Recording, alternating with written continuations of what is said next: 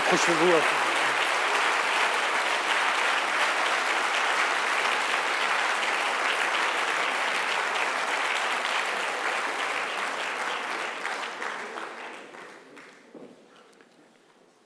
Monsieur le Président de la République, Mesdames, Messieurs les ministres, Mesdames, Messieurs les ambassadeurs et représentants du corps diplomatique, Mesdames, Messieurs les chefs d'établissement, chers collègues, chers amis, Mesdames, Messieurs, cher François Xavier.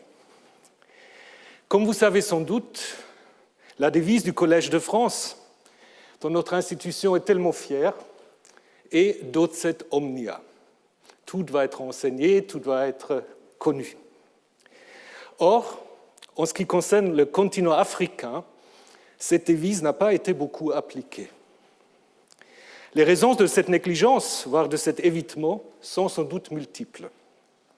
L'histoire coloniale de la France en est certainement pour quelque chose. Histoire qui a engendré cette idée que certains continuent à répéter, selon laquelle l'homme africain ne serait pas assez entré dans l'histoire. Il y avait sans doute aussi un embarras par rapport à l'immensité de ce continent et à sa diversité. Comment l'étudier ? Comment comprendre, quels moyens de se donner pour engager des recherches libérées de tout paternalisme et de tout préjugé. Depuis quelques années déjà, les professeurs du Collège de France ont mené des réflexions sur la manière de faire entrer l'Afrique au Collège de France. En 2016, nous avons pu accueillir sur une chaire annuelle Alain Mabankou, premier écrivain africain à intégrer une chaire de création artistique. En 2018, le Collège de France a signé une convention de collaboration et d'échange scientifique avec l'Université de Pretoria, la première université africaine à entrer dans le programme de collaboration internationale du Collège de France. Mais il manquait toujours une chaire pérenne, comme on dit, dédiée à l'histoire du continent africain. C'est désormais chose faite. Et je suis très heureux de donner dans un instant la parole au professeur Patrick Boucheron, qui vous présentera le titulaire de cette chaire d'une manière plus précise. La chaire que nous allons inaugurer ce soir s'intitule « Histoire et archéologie des mondes africains ». Elle sera occupée par notre collègue François-Xavier Fauvel. À titre personnel, je me réjouis beaucoup de cette combinaison de l'approche historique et de l'approche archéologique, qui permet un renouvellement des perspectives et des savoirs. Le fait que François-Xavier Fauvel ait intitulé sa chaire « Monde africain » au pluriel souligne la diversité des cultures et des civilisations africaines. Diversité si immense qu'une seule personne ne pourra jamais traiter de toutes les zones géographiques ni de toutes les époques historiques. Il me semble néanmoins que François-Xavier Fauvel est la personne idéale pour inaugurer les études africaines au Collège de France. Au cours de sa carrière, il a investi de nombreux terrains sur tout le continent africain. Parmi ceux-ci, on peut citer l'Afrique du Sud, Pretoria justement, l'Afrique australe, où il a séjourné et a mené de nombreuses recherches qui ont fait date. François-Xavier Fauvel souligne avec raison qu'être historien de l'Afrique, c'est relever le défi de vestiges foisonnants, le faire en établissant la documentation, en connaissant et en écartant les représentations fantasmées qui nous encombrent pour mettre au jour non pas un passé, mais des multiples passés.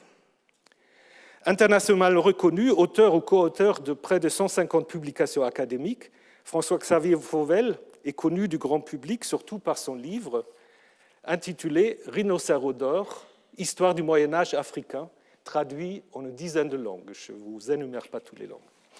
Voilà. Avant de laisser la parole à Patrick pour qu'il vous présente notre nouveau collègue, j'aimerais, cher François-Xavier, te souhaiter un très cordial bienvenue au Collège de France.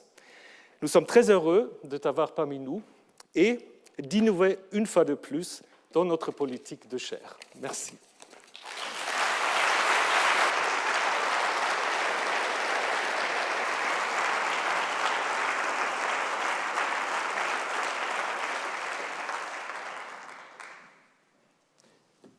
Le temps perdu n'existe pas.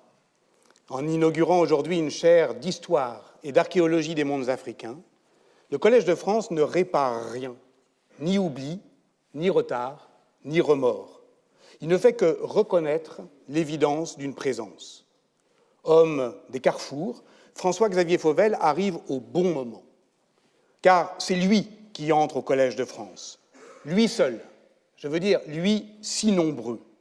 C'est lui tous que nous accueillons, et non l'Afrique, qui appartient depuis toujours à la conversation globale des sociétés et des savoirs, même si nombreux et hargneux sont ceux qui ne veulent pas le voir. Le temps perdu n'existe pas, mais il n'y a plus de temps à perdre. Voici peut-être le sens de la célébration qui nous rassemble aujourd'hui, reconnaître la contemporanéité entre un homme, un moment, une méthode, la reconnaître et la nommer la joie qu'elle procure quand chacun décidément est fidèle au rendez-vous. François-Xavier Fauvel a 51 ans, directeur de recherche au CNRS, ancien directeur du laboratoire Trace à Toulouse. C'est un combattant, un découvreur et un narrateur. Voici les 3 traits de son tempérament d'historien que je développerai brièvement tour à tour. De la philosophie à l'histoire moderne, puis de l'histoire moderne à l'archéologie des mondes anciens, François-Xavier Fauvel a inventé sa manière d'être historien, traçant son propre chemin, un chemin que ne balisait ni titre ni tradition, un chemin que j'aimerais dire simplement universitaire, en espérant que ce mot puisse encore faire résonner à quelques oreilles le nom d'universel.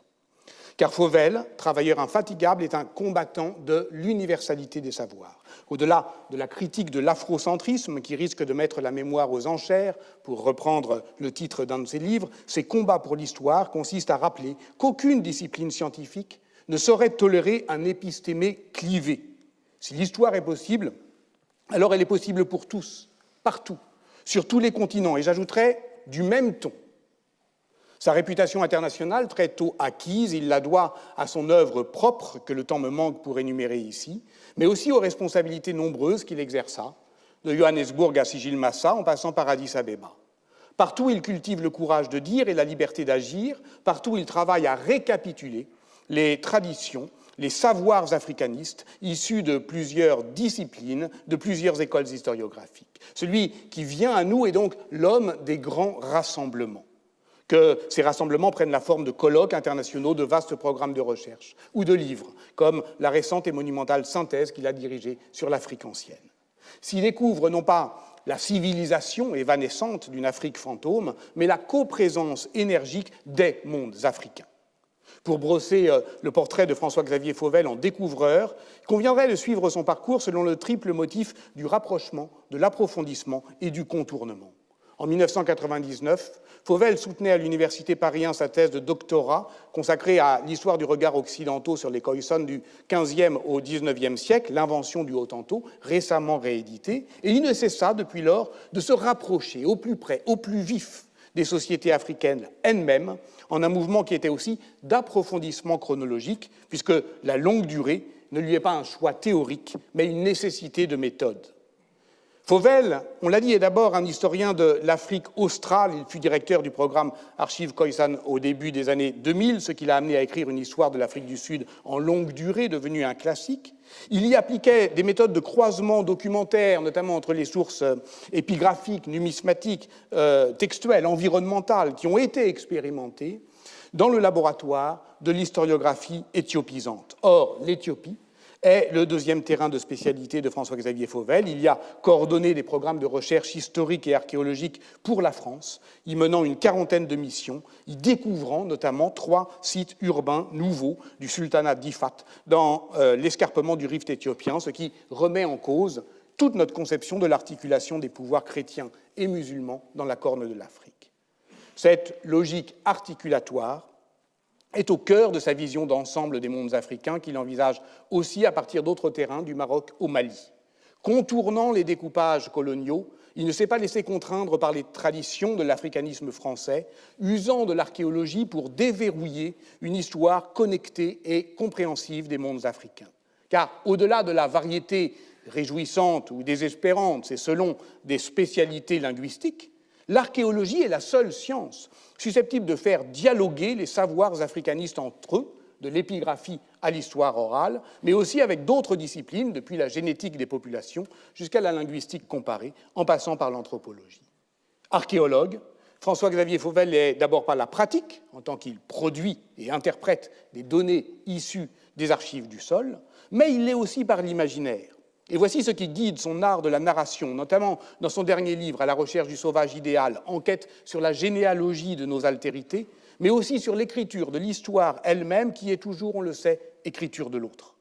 Si l'apparition de son rhinocéros d'or a tant frappé les esprits, c'est parce qu'il s'y faisait l'inventeur de récits diffractés, dont les allures narratives épousaient la vérité du terrain, ou plutôt des terrains de l'Afrique médiévale. Il y narrait en même temps une histoire retrouvée et l'espoir de lui donner une forme, dès lors qu'on ne se résigne plus à l'éparpillement des curiosités au nom de l'impossibilité de la synthèse. Pour François-Xavier Fauvel, le temps n'est pas perdu, car rien de ce qui fut n'est perdu pour l'histoire. S'il intitula son livre sur les discours de Mandela « Convoquer l'histoire », ce n'est pas pour la citer à comparaître, mais pour lui ouvrir la voie et entendre ses voix. Combattants, découvreurs et narrateurs, en l'écoutant, on comprendra qu'être historien des mondes africains n'est pas l'être faute de mieux, ou malgré tout, ou de manière lointaine ou atténuée, c'est l'être pleinement et intensément, car tous les enjeux de la discipline historique s'y précipitent joyeusement.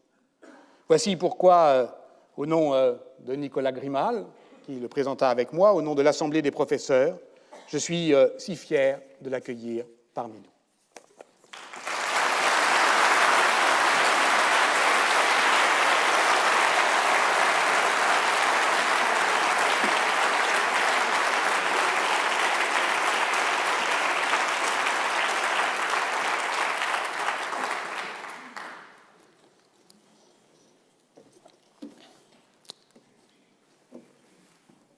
Nous sommes dans la capitale d'un royaume prospère. Sur les marchés, on paye les grosses quantités en monnaie d'or, les petites en coquillages. La grande place où nous nous trouvons est bordée de baobabs. Le mur en terre devant nous, hérissé de traverses de bois, est l'enceinte du palais. Le voyageur marocain Ibn Battuta nous fait le récit de 2 fêtes qui ont lieu sur cette place entre juin 1352 et février 1353. Les 2 fois parce qu'il s'agit des fêtes canoniques du calendrier musulman, c'est-à-dire celle du sacrifice et celle de la rupture du jeûne. L'ordonnancement précis commence au Moussalla, la mosquée à ciel ouvert, où le sultan s'est rendu en procession depuis son palais, accompagné des esclaves royaux, des dignitaires locaux et des résidents étrangers, arabes et berbères. Après la prière rituelle et l'homélie en arabe, le prédicateur, le khatib, descend de sa chaire et prononce un discours au contenu séculier, qu'un interprète traduit simultanément en malinké. Ce discours fait l'éloge du souverain et exhorte chacun de ses sujets musulmans à l'obéissance. Un tel discours est d'usage dans toutes les mosquées les jours de prière, les vendredis. Mais l'exercice est un peu plus délicat, convenons-en, lorsqu'il a lieu en présence du souverain. Puis celui-ci sort du Moussalla, traverse la Grand Place et monte sur le Banbi, terme malinké qui désigne le trône. À présent, il n'est plus sultan, mais Mansa, titre royal mandingue. Le public local s'est massé à l'entrée de la place, du côté opposé à celui du palais. Arrive un personnage qui s'appelle Douga. En s'accompagnant du balafon, et tandis que des acrobates effectuent des saltos et font tournoyer leurs sabres, il commence par chanter une louange à l'adresse du roi, sans doute pour atténuer la rudesse de ce qui va suivre. Car tout à coup, arrivent des personnes qui insèrent le haut de leur corps dans des effigies faites de plumes, ornées de têtes à bec d'oiseau. Ces masques sont les manifestations des ancêtres, momentanément revenus parmi les vivants pour jouer leur propre rôle. Ils se tiennent ainsi, inquiétants, devant le souverain, et ils chantent. Pour Ibn Battuta, On a traduit cette fois du malinké vers l'arabe. On m'a rapporté, dit-il, que leur poésie est une sorte d'admonition dans laquelle ils disent au sultan que sur ce banbi, sur lequel il se trouve, était assis tel roi qui avait accompli telles bonnes actions. Fais donc toi aussi du bien qu'on rappellera après toi. Et le voyageur de nous apprendre que cette manière de faire remonte à l'ancien temps avant l'islam et qu'ils y sont restés fidèles. Puisque vous me faites l'honneur et l'amitié d'accompagner l'inauguration de la chaire d'histoire et archéologie des mondes africains au Collège de France, Monsieur le Président de la République, Mesdames et Messieurs les ministres, Mesdames et Messieurs les ambassadeurs et représentants du corps diplomatique, Monsieur l'administrateur, Mesdames et Messieurs les professeurs, chers collègues, Mesdames et Messieurs, chers amis, ces quelques scènes qui se situent dans la capitale du Mali sous le règne du roi Souleymane au milieu du XIVe siècle me donnent d'abord l'occasion de vous livrer mon état d'esprit, à la fois écrasé par la solitude du khatib qui tente de mériter l'auditoire devant lequel il se trouve et intimidé par la fonction non moins risquée qui est celle de douga, de donner une leçon publique d'histoire sous la protection incertaine des ancêtres. En ce lieu, le Collège de France, qui est à la fois enceinte solennelle et place ouverte, ces sentiments me rappellent la double responsabilité qui sera la mienne, celle de représenter un domaine savant de connaissances qui aime naturellement à se protéger du bruit extérieur, celle de contribuer à lutter contre les privilèges de l'histoire qui bénéficient trop souvent de confortables tribunes. Aussi, permettez-moi, en guise de préambule aux leçons qui suivront sur l'histoire africaine, de tirer aujourd'hui quelques leçons de l'histoire de l'Afrique.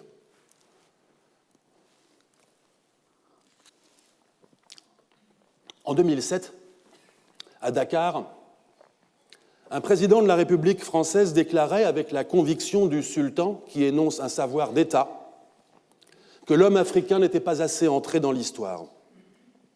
Beaucoup se sont insurgés contre ces propos, et avec raison. Il me semble pourtant que l'on n'a pas tout à fait mesuré la portée de la proposition, car le problème n'est pas qu'elle ait été prononcée, mais qu'elle ait été et soit encore audible. Loin que l'homme africain, avec un grand H, souffre d'un défaut d'histoire, avec un grand H, ce sont plutôt nos sociétés contemporaines qui souffrent d'un déni de l'historicité des sociétés africaines. Un déni qui peut s'exprimer ouvertement, aussi bien que de 1000 façons plus feutrées. Dans les musées, par l'esthétisation des objets africains. Dans les documentaires et les reportages, par la folklorisation des sociétés africaines. Dans les propos de table qui se veulent les plus charitables, par la fétichisation des sagesses immémoriales. Un déni qui s'exprime encore dans l'aplomb révoltant avec lequel une chroniqueuse People, un commentateur sportif, s'autorise à parler de l'esclavage des Noirs ou de l'expérience quotidienne du racisme, comme si leur ignorance de ces sujets constituait un état partagé des connaissances. Il y aurait beaucoup à dire sur ce que ne pas être entré dans l'histoire peut bien signifier. Où est cette maison histoire dans laquelle seraient entrées certaines sociétés, d'autres pas? Comment fait-on pour trouver l'entrée de l'histoire? Y a-t-il assez de place pour tout le monde et une fois dedans, faut-il craindre d'être poussé dehors? Si l'on peut badiner avec cette métaphore, il n'est en revanche pas si facile de se débarrasser de la conception qu'elle véhicule, celle d'une providence qui élit ou qui condamne, qui nous a accueillis ou bien nous a abandonnés dans une éternelle répétition, une sorte d'état végétatif des sociétés. Congédions ces fantasmes. S'il faut n'avoir d'égard que pour le présent, plaçons notre confiance dans l'étonnement. Françoise Héritier, qui occupa au Collège de France de 1982 à 1999 une chaire d'études comparées des sociétés africaines, historienne de formation convertie à l'anthropologie par Claude Lévi-Strauss, à qui elle succéda comme spécialiste des systèmes de parenté, avait, dès sa leçon inaugurale, évoqué l'exceptionnelle diversité sociale du continent. Les quelques 2400 langues parlées en Afrique, l'invention religieuse qui se manifestent dans les cultes des divinités du terroir, des génies, des héros ou des ancêtres, qui n'ont cessé de transformer les religions non monothéistes et d'habiter les christianismes et les islams africains. La complémentarité politique et économique qui fait cohabiter royaumes centralisés et sociétés à classe d'âge, urbanité marchande et nomadisme pastoral. Ou encore le dynamisme technique, qu'il concerne les matériaux lithiques, céramiques, métallurgiques, l'armement, l'outillage, les parures, le mobilier, l'architecture, l'art, sont les fruits de forces créatrices qui constituent le ressort de l'histoire. Cette diversité est l'autre nom de l'être au temps des sociétés. S'il n'est jamais superflu de rappeler que les sociétés africaines sont faites de la même étoffe historique que toutes les sociétés, c'est parce que l'Afrique, bien que toujours déjà là, a vu sa coprésence au monde depuis longtemps méconnue. On n'est pas historien de l'Afrique, archéologue, historienne de l'art, sans s'obliger, chaque fois que l'on entreprend d'approfondir les connaissances, à remonter dans la généalogie de cette méconnaissance. Alors, remontons. Suivons Achille Mbembe quand il écrit que les expériences postcoloniales africaines devraient être le grand sujet d'observation de notre temps. Parce que ce qui s'y passe depuis la sortie de la grande nuit coloniale, expression empruntée à Frantz Fanon, les ratés politiques comme les expériences sociales foisonnantes, sont le laboratoire de notre avenir humain. Parce que la condition nègre, cette forme de déshumanisation qui s'universalise, s'est d'abord exercée aux dépens des Africains. Parce que l'Afrique n'est pas en panne d'histoire, mais peut-être en avance sur ce qui vient. Remontons plus haut encore, au temps de la domination de l'Afrique par des pouvoirs européens.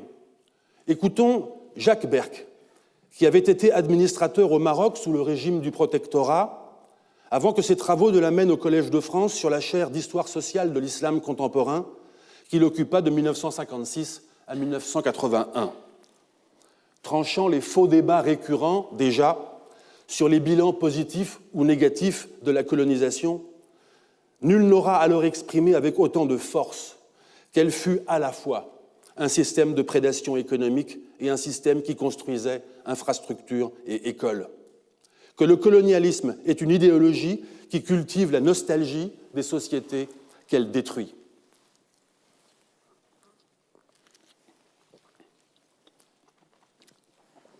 Le philosophe allemand Georg Wilhelm Friedrich Hegel, dans le premier tiers du XIXe siècle, et avant lui les Lumières françaises et allemandes du XVIIIe, avait une philosophie de l'histoire qui ressemblait à celle de la maison dans laquelle on entre ou pas.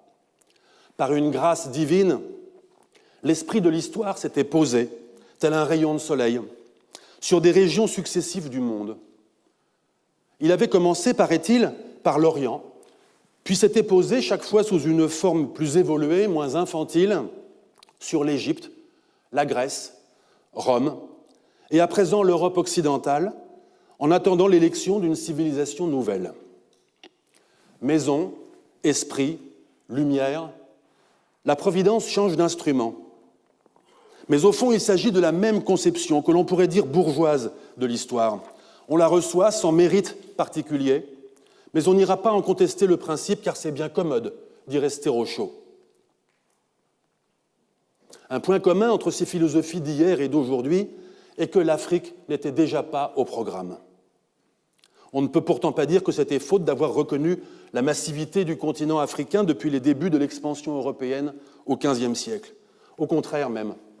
Ce qui frappe, c'est que la philosophie de l'histoire dont se dote l'Occident moderne évite l'Afrique, aussi sûrement que les voyageurs contournent l'obstacle géographique africain sur la route de l'Orient.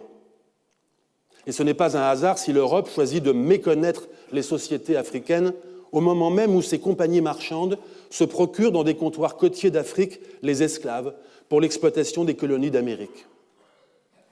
Ce sont ainsi près de 12 millions de femmes, d'hommes et d'enfants qui furent victimes embarquées de cette traite atlantique, sans pouvoir compter les millions de personnes victimes indirectes de ce commerce, tués lors des razzias pratiquées par les sociétés africaines côtières dans leurs arrière-pays, ni les millions de personnes nées en esclavage aux Amériques.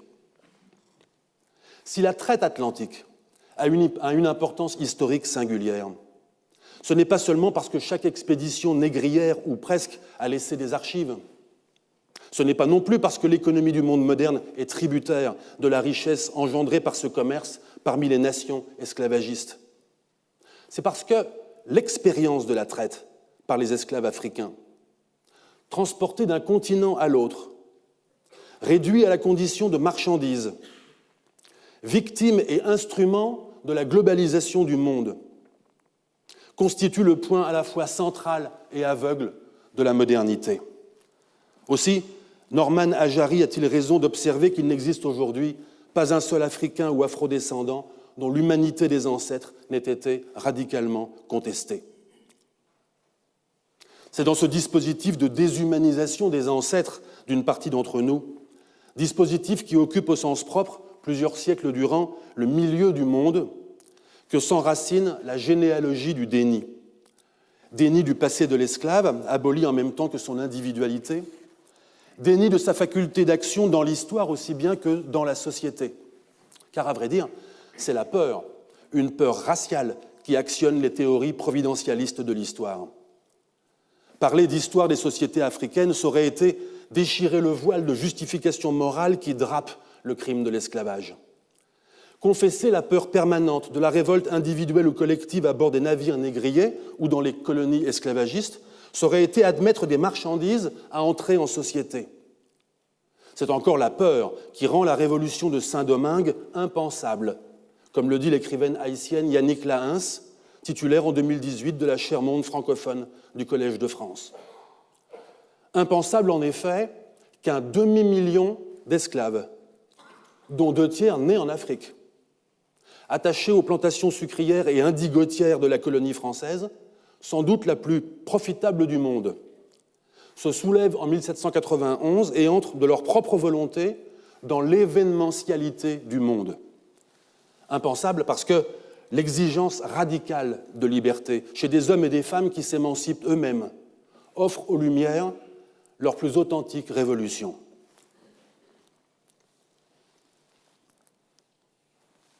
C'est toujours au sein de chaque société que débute la mise en récit du passé.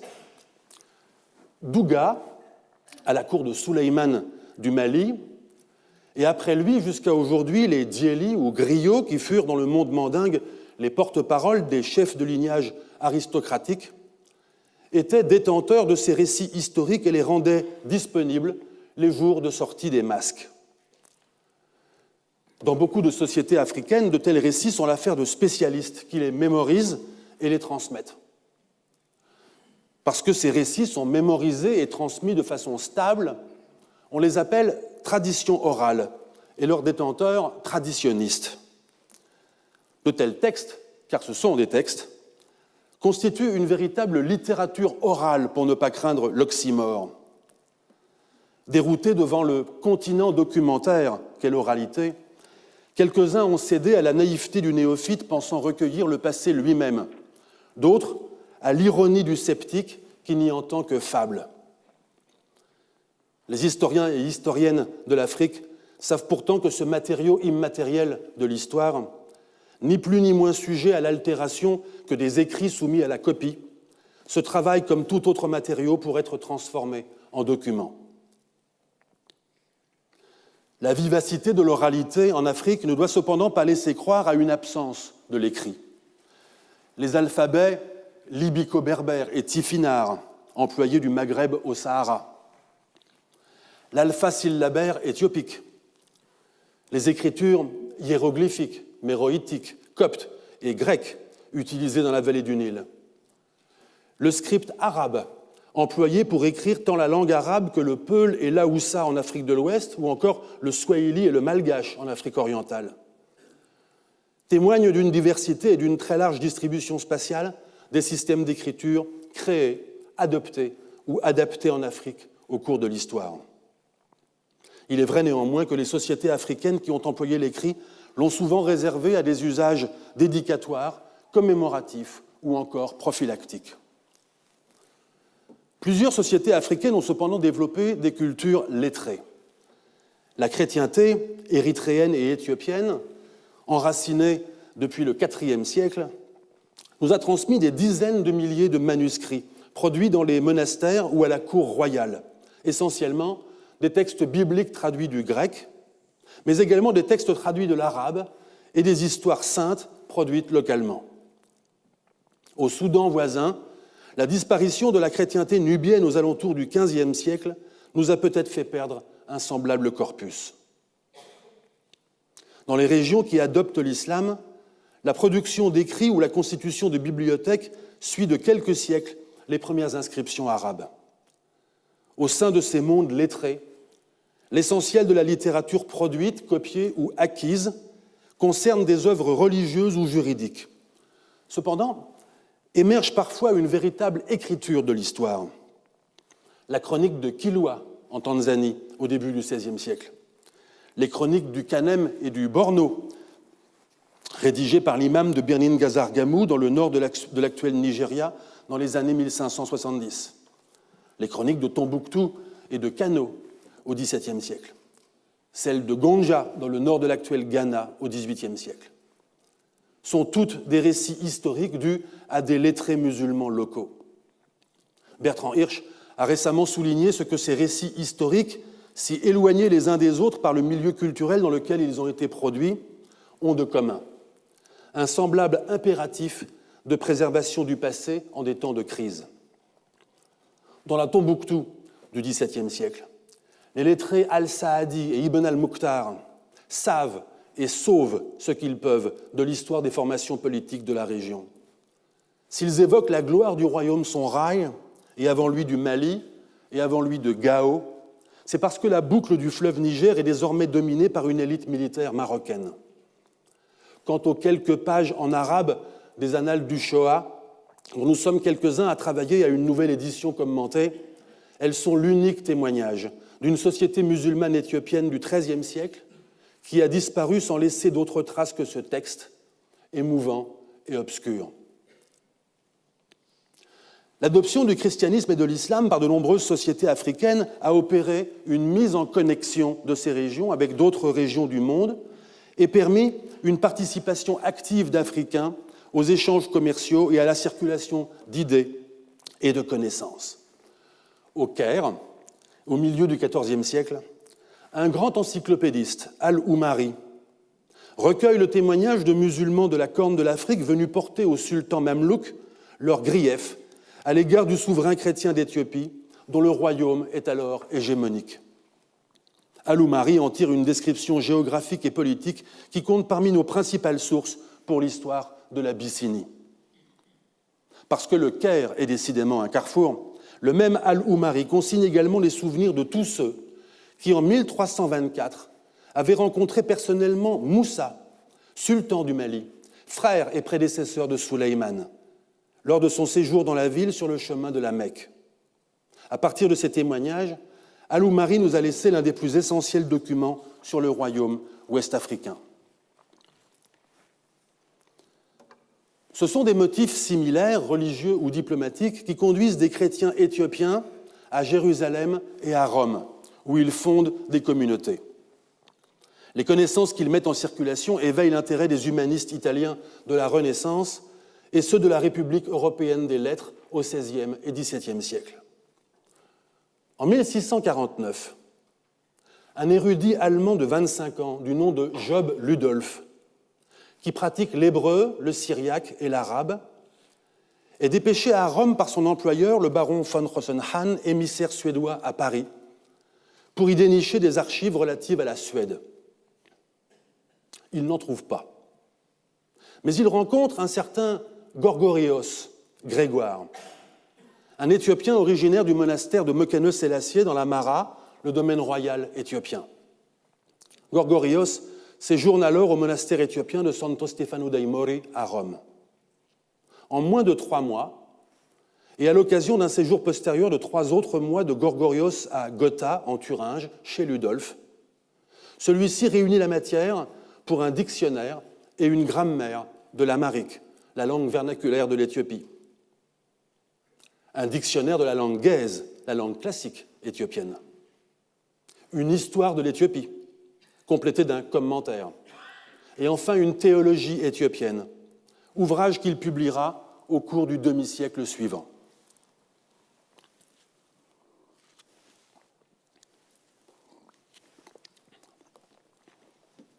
Sur le tard, Ludolf, devenu président du Collège historique impérial, reçoit une étrange lettre de son ami Gottfried Wilhelm Leibniz, le fameux mathématicien et philosophe. Celui-ci lui suggère de réunir des échantillons mis par écrit de toutes les langues du monde. Il serait particulièrement judicieux, écrit Leibniz, que soit exprimée en chaque langue la prière dominicale, de sorte que nous puissions avoir une mesure commune pour les comparer. Quelque temps plus tard, Leibniz affine sa méthode et demande que le Notre Père soit transcrit en chaque langue, ligne à ligne, à l'aide de caractères latins. L'idée n'étant pas mauvaise, elle est appliquée sans délai. Grâce au réseau planétaire des missionnaires, des représentants de compagnies commerciales et des diplomates, les Notre Père arrivent de Chine et du Siam, d'Amérique et de Sibérie, d'Afrique. On retrouve ainsi, dans les Collectanea Etymologica de Leibniz, un Notre Père en langue khoï-khoï, qui était alors parlé à l'extrémité méridionale de l'Afrique. Jusqu'alors, voyageurs et colons néerlandais du Cap s'étaient plu à laisser croire que cette langue, qui sonnait à leurs oreilles comme un gloussement de dindon, n'était pas une langue humaine. L'effort pour transcrire avec des caractères latins, dans la version de Leibniz, les particularités de la langue khoï-khoï, en l'occurrence des sons aspirés, les clics qui ont longtemps défié les linguistes, peut sembler dérisoire. Mais il dit quelque chose. La foi dans la traductibilité de toutes les langues. La diversité ne saurait en somme être un argument pour exclure quelque société que ce soit de l'humanité. L'écart mesurable entre les langues du monde n'est au contraire que la conséquence de leur divergence, le produit dérivé de leur trajectoire singulière. Les humanistes savaient déjà que la diversité est l'indice de l'histoire. On pourrait certes, et on doit, faire observer le caractère déséquilibré d'une relation de coproduction de connaissances qui a davantage contribué à la notoriété de Ludolf qu'à celle de Gorgorios. Mais la relation entre les deux hommes, comme l'inventaire des langues du monde de Leibniz, ont fait exister, malgré le déni, un projet savant et cosmopolite au sein duquel chaque culture était reconnue digne d'être convive des autres cultures. Cette conversation des sociétés et des savants ne s'est jamais interrompue. C'est plutôt le vacarme du déni qui a couvert son chuchotement. Car les siècles du commerce européen, avec les régions littorales de l'Afrique, s'accompagnent partout d'un intérêt presque strictement mercantile. La production de connaissances devient alors asymétrique. Certains regardent, d'autres sont regardés. Les sources européennes des XVe au XIXe siècle nous restent cependant précieuses. Leur confrontation aux traditions orales des sociétés africaines est la méthode de prédilection des historiennes et historiens spécialistes de cette période. La conquête de la presque totalité du continent africain par des pouvoirs étrangers à partir de la fin du XIXe siècle aggrave encore ce déséquilibre. La colonisation déstabilise les sociétés.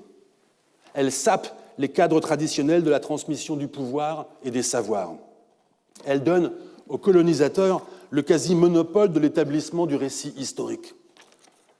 Collecte et interprétation des sources orales, édition des sources écrites, fixation des jalons géographiques et chronologiques du récit, tout ce que le philosophe congolais Vumbiyoka Mudimbe a appelé la bibliothèque coloniale, porte la marque de ce mouvement qui à la fois détruit et documente.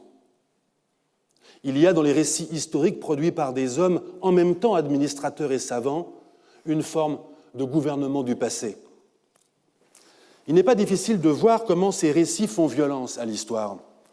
Non moins que l'extraction des ressources naturelles et de la force de travail, celle des matériaux utiles à la connaissance se fait grâce aux moyens coercitifs de l'administration coloniale.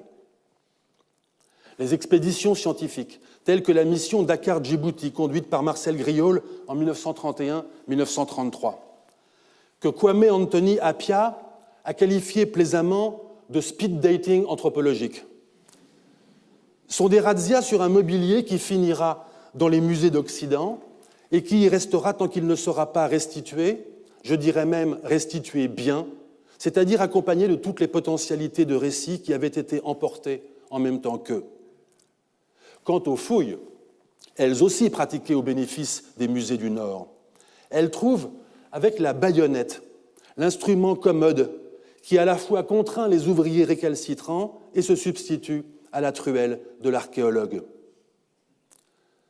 Non contente de produire des données, la violence pénètre dans la forme même du récit.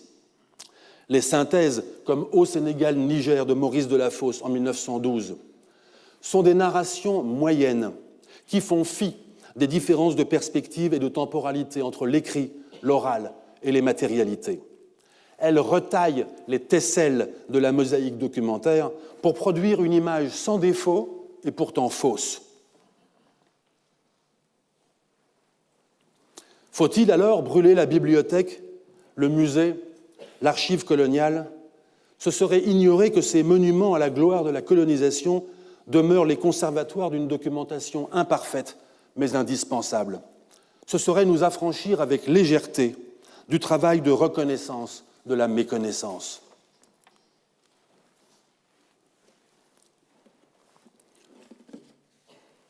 On n'est plus tout à fait sûr aujourd'hui que Ibn Battuta, notre seul témoin réputé direct de la vie quotidienne et politique dans le royaume du Mali, s'y soit vraiment rendu.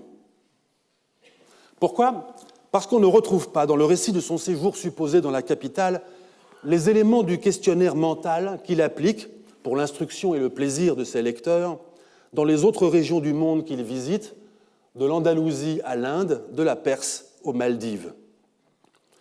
Cette incertitude brouille la relation entre authenticité du récit, entre authenticité du voyage et sincérité du récit. Nous avons envie de croire que tout récit d'un voyage vrai est vrai, même s'il consiste en carte postale. Et inversement, nous accordons peu de valeur aux récits de seconde main, même quand l'informateur de notre informateur s'avère fiable. Nous savons toutes et tous que se méfier des sources est une prudence élémentaire. Mais dans le cas présent, nous voudrions savoir comment nous en méfier. Comment faut-il comprendre, par exemple, l'itinéraire qu'emprunte Ibn Battuta entre Sijil Massa, dans l'oasis du Tafilalt, au Maroc, en bordure nord du Sahara, et la capitale du royaume malien, au sud, au prix d'un voyage de 134 jours. Selon les hypothèses, vous placerez cette ville au Sénégal, en Guinée, en Mauritanie ou en plusieurs régions du Mali. Car en vérité, on ne sait pas où elle se trouve. C'est frustrant, mais surtout cette frustration paralyse les récits du passé. Selon que la capitale du Mali, du moins celle que nous avons décrite tout à l'heure et où résidaient les marchands étrangers, sera découverte un jour dans la zone sahélienne ou bien dans la vallée du fleuve, plutôt dans la haute vallée ou plutôt dans la moyenne vallée, ce ne sera pas la même description que l'on pourra faire du royaume malien, de son emprise territoriale et sociale, de son organisation administrative, de l'assise économique de son pouvoir, des sources de sa légitimité, des villes et du commerce. Je ne sais pas si nous découvrirons la capitale du Mali, mais je sais que pour craquer un problème irrésolu de ce type, il faut faire appel à des compétences cosmopolites, à une logistique coûteuse et à un équipement de pointe qui fait la différence, l'optimisme. Optimisme parce qu'il y a tant de passé encore enfoui dans le sol du présent. Il nous est arrivé, avec Bertrand Hirsch et nos équipes, de découvrir en Éthiopie, dans l'escarpement du Rift, une ville islamique que nous avions longtemps cherchée ailleurs. Du moins, avons-nous cru qu'elle était celle que nous cherchions, jusqu'à ce que nous trouvions quelques jours plus tard une deuxième, puis une troisième ville. Malgré l'euphorie, ces découvertes semèrent le doute. Laquelle d'entre elles était celle que nous avions cherchée? La réponse est aucune. Celle que nous cherchions, la capitale des sultans de l'Ifat, nous l'avons découverte 2 ans plus tard, en 2009, et cette fois nous en sommes sûrs, parce que les souverains avaient eu la bonne idée de faire inscrire les noms et titres des membres de leur famille sur leur tombe. Optimisme encore dans la pluridisciplinarité, c'est-à-dire dans la confiance mutuelle dans les compétences que nous n'avons pas, c'est-à-dire dans une sorte d'amitié que le terrain forge. J'en veux pour exemple l'équipe que dirigent Marie-Laure Dera et Claire Bosquetier-C à Lalibela, cet ensemble d'églises sculptées d'un bloc dans la roche, toujours en Éthiopie. Optimisme enfin dans la puissance heuristique de l'archéologie. Elle donne tort à ceux et celles qui voudraient que les fouilles ne servent qu'à confirmer ou illustrer les sources écrites. Au Maroc, avec El Arbi Herbati, Romain Mansan et notre équipe, il nous a fallu plusieurs années pour être capables de lire la stratigraphie très dégradée de Sigil Massa, le port caravanier où s'embarque Ibn Battuta pour la traversée du Sahara. Nous avons finalement compris que le site n'était pas le produit d'une occupation continue au cours des siècles, ce que laissaient croire des auteurs arabes qui n'y étaient jamais allés, mais une champignonnière de quartiers fortifiés qui dessine une constellation urbaine. Partout où elle passe, l'archéologie dérange les récits du passé. Dans la vieille province coloniale du Cap, en Afrique du Sud, sur les bords du fleuve Berg, la lecture lente et répétée du paysage nous a permis, avec François Bon, Karim Sadr et Laurent Bruxelles, de retrouver des campements saisonniers des Khoï-Khoï, ceux-là même dont Leibniz avait obtenu un échantillon linguistique. Certes, les vestiges retrouvés, aussi ténus que des outils rudimentaires en quartz et quelques tessons de poterie, étaient trop peu de choses pour être une ville. Mais le plaisir de la découverte, proportionnel au défi, valait bien quelques missions de terrain.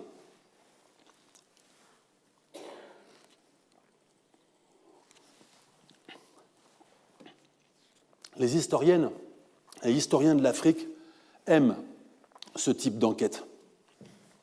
Leur art de mosaïste consiste à collecter dans les sites et le mobilier, l'architecture et les formes d'art, les langues et les mots, les paysages, les mémoires et les récits, les gènes des humains, des animaux, des plantes, les gestes rituels et les manières d'être, et pourquoi pas dans les archives elles-mêmes. Les indices éparpillés à partir desquels il leur est possible de produire les récits du passé.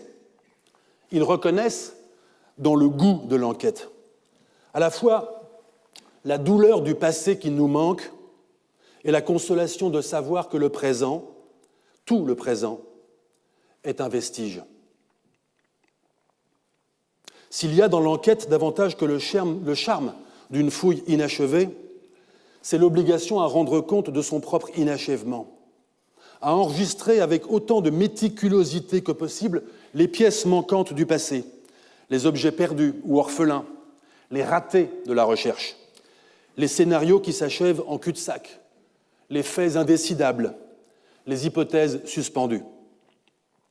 Un chercheur a été un guide pour toutes celles et ceux d'entre nous qui s'emploient à donner du sens à la mosaïque de notre documentation. Toute l'œuvre de Paulo Fernando de Moraes Farias, notamment ses Arabic Medieval Inscriptions from the Republic of Mali, paru en 2003, constitue non seulement une somme d'érudition pour l'histoire de l'Afrique de l'Ouest, mais également une réflexion puissante sur ce qui devrait ne jamais avoir cessé de nous intriguer, c'est-à-dire d'être le sujet de l'intrigue, les discordances entre les registres documentaires. Or, les discordances entre les inscriptions funéraires maliennes et les chroniques de Tombouctou, concernant non seulement la chronologie, mais encore l'existence même de telle ou telle dynastie, sont si gênantes qu'on préférerait parfois avoir moins de sources. On en vient à penser que les registres de documents à notre disposition loin d'être les pièces d'une même mosaïque, sont des vestiges tantôt s'accumulant sur des vestiges antérieurs, tantôt remployant des matériaux plus anciens, tantôt faisant écran au passé du passé. C'est bien l'enquête qui rend le passé digne d'être raconté. Et à ce compte-là, l'histoire ne peut pas être maison, esprit ou rayon de lumière qui indiquerait le commencement. L'histoire est toujours déjà en train de passer. Si quelque chose doit commencer, c'est l'enquête historienne, mais alors c'est pour ne plus s'arrêter.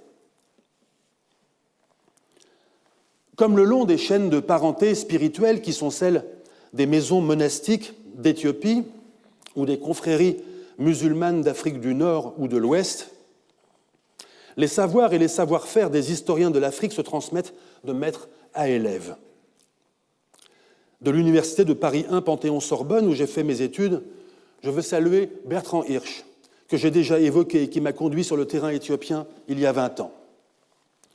Je me souviens de Jean Bouleg, qui m'a accueilli en thèse et qui avait l'intelligence si fine des sources et le plaisir de comprendre si gourmand et communicatif. Je veux garder le souvenir vif de Claude-Hélène Perrault, qui a consacré sa vie à l'histoire des sociétés Agni et Éotilé de Côte d'Ivoire, dont elle avait recueilli toutes les traditions, récits d'origine, généalogie, formules de jurement ou rituels.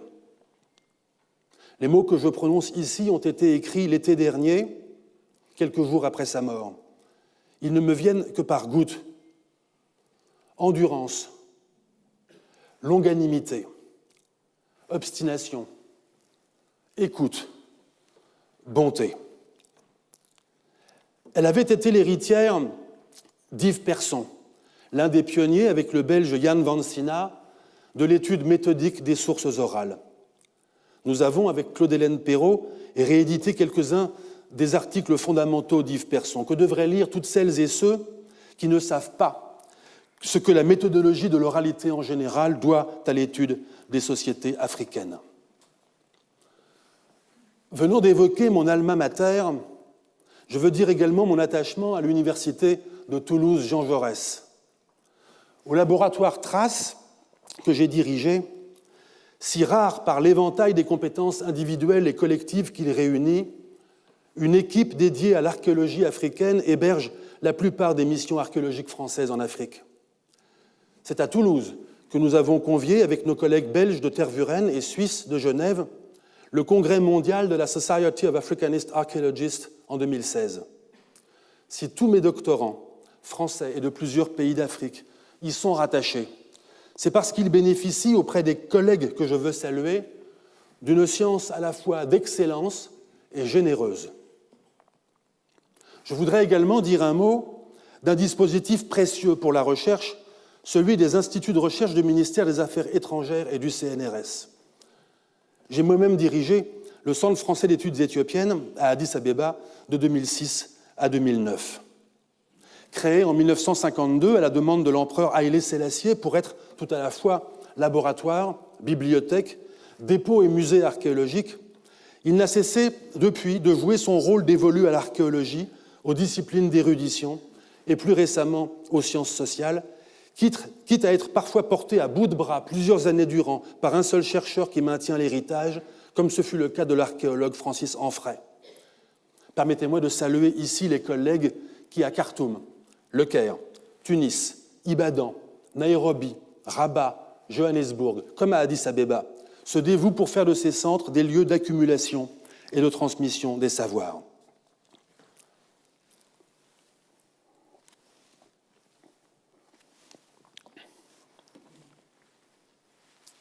C'est une chose bien curieuse que d'observer, dans la capitale du Mali du XIVe siècle, le côtoiement des masques et de la mosquée. Jean Bouleg pensait qu'on aurait tort d'y voir une forme de syncrétisme religieux, et je crois qu'il avait raison. Car à dire vrai, le souverain est pleinement sultan pour les musulmans maliens et étrangers qui assistent à la prière publique, et pleinement mansa pour le peuple qui, depuis la rue, le regarde comme son souverain légitime.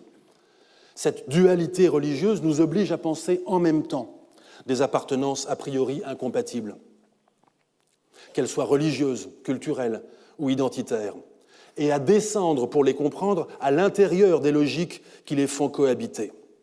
Ce n'est qu'au XVIIIe et XIXe siècle, au moment des djihads qui islamisent en profondeur les sociétés d'Afrique de l'Ouest, que des normes religieuses et juridiques viendront mettre en conflit les uns avec les autres les choix composites faits jusqu'alors par les individus et les groupes sociaux. L'archéologie révèle des caractères semblablement composites de la culture matérielle. Les belles demeures à 2 étages des cités swahili du Kenya et de Tanzanie, qui se développent à partir du XIVe siècle, bâties en blocs de calcaire madréporique, alignés le long de rues étroites jalonnées de sanctuaires et qui convergent vers la mosquée, attirent de prime abord davantage l'attention que les habitats interstitiels ou périphériques en matière périssable qui ont laissé des vestiges plus ingrats.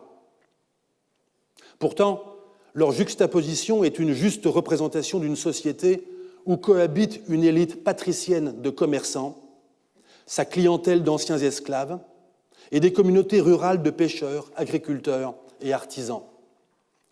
Si sa culture matérielle présente un aspect dual, c'est parce que la société swahili est à la fois tournée vers l'océan Indien et ancrée dans sa culture régionale. De la même façon, la langue swahili présente une structure bantoue et un lexique abondamment arabe et persan. Ce sont ces formes de dualité culturelle, d'articulation topographique, d'interconnexion des réseaux marchands qui feront cette année l'objet de mon cours. Je vous proposerai d'examiner un trait que je crois caractéristique des formations politiques africaines médiévales, à savoir la fonction de courtage commercial qu'elles exercent entre des bassins économiques et des milieux sociaux que presque tout oppose. Situées sur des îles ou le long du littoral, les cités swahili dont nous venons de parler n'ont presque pas de ressources propres. Elles exportent cependant des esclaves, de l'or, des peaux, de l'ivoire, qui viennent de plusieurs centaines de kilomètres à l'intérieur du continent. Et elles importent des étoffes, des céramiques, des bijoux, qui viennent du bassin commercial de l'océan Indien, voire de Chine. Si elles peuvent le faire, c'est parce qu'elles sont littéralement situées à l'interface entre le monde commercial de l'océan Indien et le réseau de caboteurs qui fréquentent les marchés côtiers et remontent les fleuves navigables. C'est une position hautement risquée, mais hautement rentable, à condition d'exercer un monopole sur les transactions. Au Sahel, l'hypothèse de royaume courtier paraît à première vue moins pertinente parce que notre perception des grands empires de cette région nous fait supposer une hégémonie sur de vastes territoires disposant de ressources agricoles et minières. Mais ce serait oublier que cette idée nous vient précisément d'auteurs arabes qui n'ont eu qu'un accès étroit à ces royaumes, limités à des villes que les souverains ouest-africains utilisaient comme plateforme commerciale et vitrine politique. L'hypothèse de royaume courtier permettra peut-être d'expliquer 2 faits qui demeurent intrigants. D'une part, la rareté des évocations de ces villes royales et commerçantes dans les traditions orales.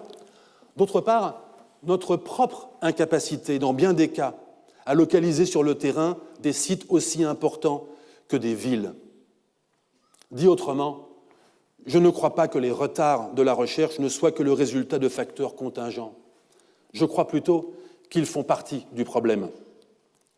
À l'instar de la capitale de l'IFAT évoquée tout à l'heure, une découverte n'est pas seulement l'événement scientifique qui met fin à une série de ratés, elle est ce qui permet de les comprendre. C'est seulement quand aura été découverte la capitale du Mali que nous comprendrons comment elle nous résistait.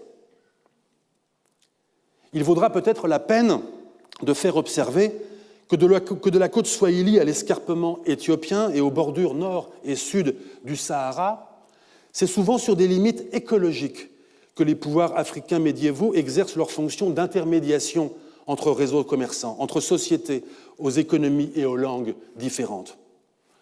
Or, ces limites écologiques entre piémont et désert, entre désert et savane, entre hauts plateaux et basses terres, entre plaines fluviales et océans, sont par définition des milieux sujets à de puissantes contraintes environnementales, habitable seulement à la faveur d'investissements anthropiques tels que les permettent justement les opérations courtières à haut rendement. Loin de tout déterminisme environnemental, les sociétés africaines médiévales ont installé des villes là où l'environnement physique était défavorable. Et si elles l'ont fait, c'est en misant sur leur capacité à commuer des frontières en seuil. Chacun de ces mondes africains est en conversation avec les autres et avec les mondes extérieurs. C'est pour participer à cette conversation que des élites se convertissent à des religions monothéistes dont l'œcumène est global. Que des commerçants vendent et achètent marchandises de luxe, esclaves et métaux précieux, dont la valeur est commensurable d'un marché à l'autre. Que des monastères éthiopiens se dotent de scriptoriums, des familles musulmanes lettrées du Sahel de bibliothèques. Qu'une reine païenne d'Éthiopie, au Xe siècle, réputée avoir saccagé les églises chrétiennes, fait envoyer un zèbre à un souverain musulman du Yémen. C'est parce que nous voulons écouter cette conversation du monde à laquelle participent les sociétés africaines qu'il est utile d'appeler ce monde Moyen-Âge. Un Moyen-Âge qui gagne à être conçu non pas d'abord comme une période de l'histoire européenne, mais comme une géographie globale, constituée de provinces articulées les unes aux autres et dont aucune n'a le privilège de conduire la conversation. Provincialiser l'Europe, ainsi que le recommandait l'historien indien Dipesh Chakrabarty, pourquoi pas ?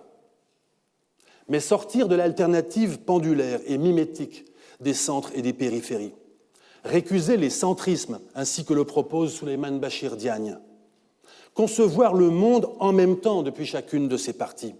En somme, provincialiser le monde, voilà un programme à la fois plus radical et plus humaniste. Puisque le moment approche de tirer une dernière leçon, permettez-moi d'en livrer une que toute historienne, tout historien de l'Afrique tient pour rigoureusement vraie. Cette leçon, c'est que l'on choisit toujours ses ancêtres.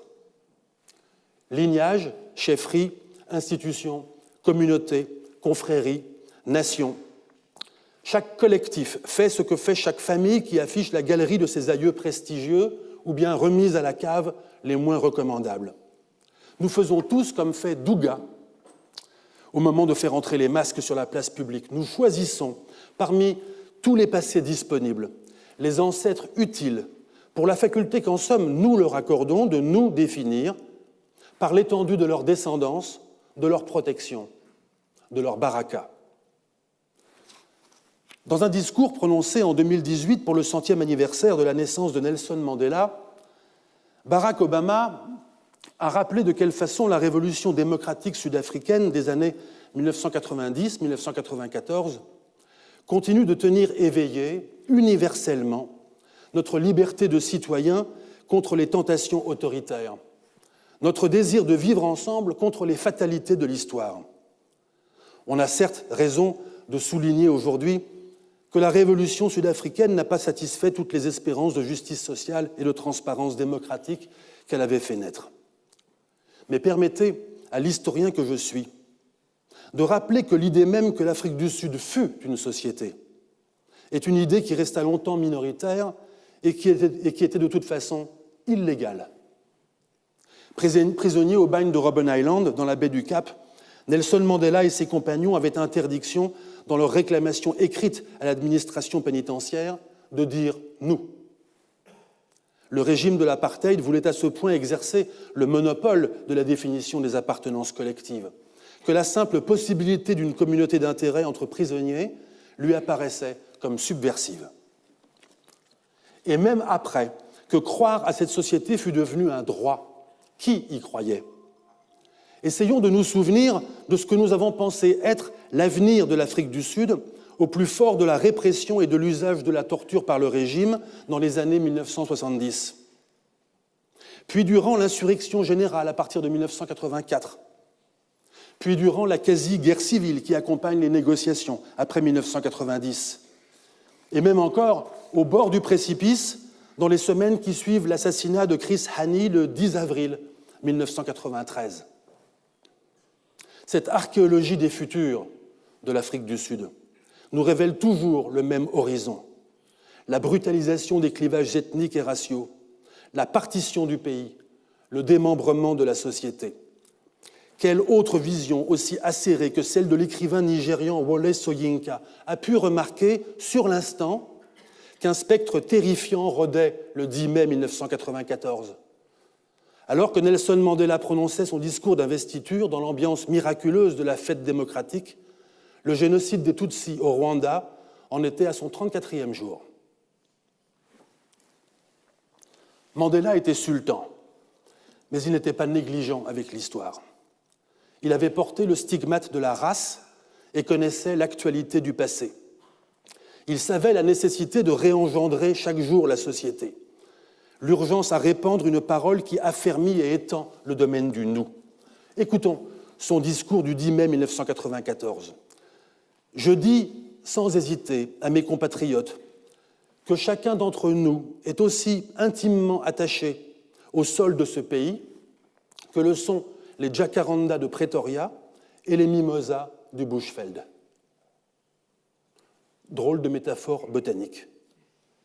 Qu'on ne peut comprendre que si l'on sait que le mimosa est l'arbre indigène, le jacaranda une espèce importée coloniale.